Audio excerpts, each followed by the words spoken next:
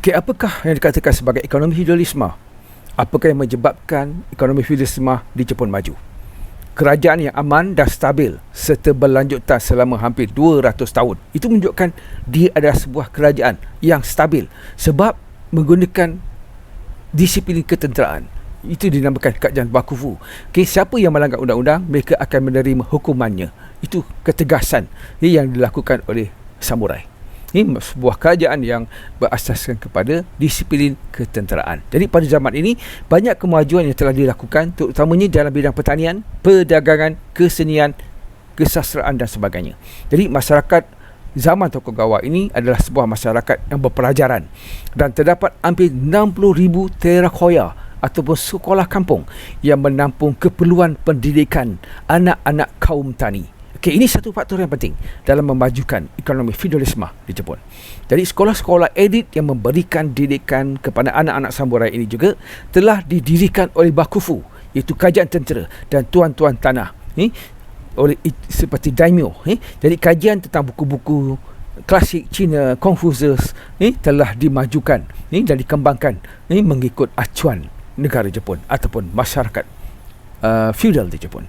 Di samping pembelajaran bahasa asing juga diajar, seperti bahasa Belanda ataupun Rankaku yang juga telah menerima sokongan daripada golongan daimyo. Ini pada permulaan pemerintahan bakufu, di mana mereka pada awalnya membuka pintunya kepada luar dan mula mempelajari teknologi barat, khususnya dalam memajukan ekonomi feudal pada waktu itu.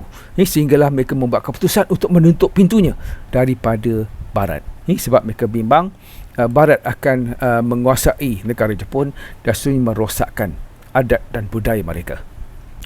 Okey, cuba pelajar lihat pada peta yang saya berikan ini. Okey, dan peta ini jelas ini adalah antara bandar-bandar utama, bandar-bandar besar di Jepun pada abad ke-16. Ini pada abad ke-16 dan juga di mana juga terdapat castle ataupun istana-istana kubu yang dilengkapi dengan kubu di setiap wilayah. Ada 17 wilayah ataupun kastel yang penting, dan juga ada 4 pedagang yang penting: Sakai, Yamaguchi, Hakata dan Nagasaki. Okay, ini adalah bandar-bandar perdagangan yang penting yang menghubungkan utara, sentral dan tengah dan juga di selatan Jepun. Jadi semua tu berlaku zaman ekonomi feudal dan dia berkembang pesat. Di setiap bandar-bandar ini penduduk semakin ramai dan kegiatan ekonomi itu berkembang.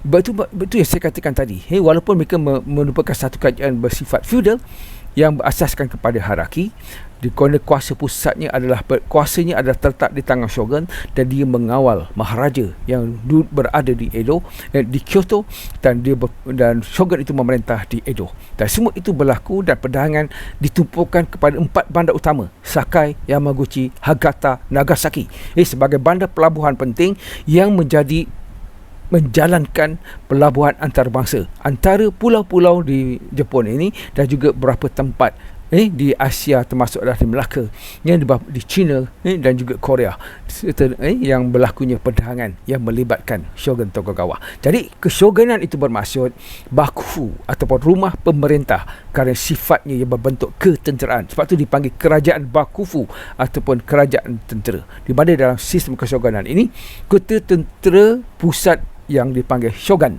mengawal undang-undang, mewujudkan mahkamah, menjadi ketua hakim, menjalankan sistem pemerintahan ataupun dipanggil birokrasi, dan juga pentadbir. Ini yang mentadbir lebih kurang, macam saya katakan tadi, ada 250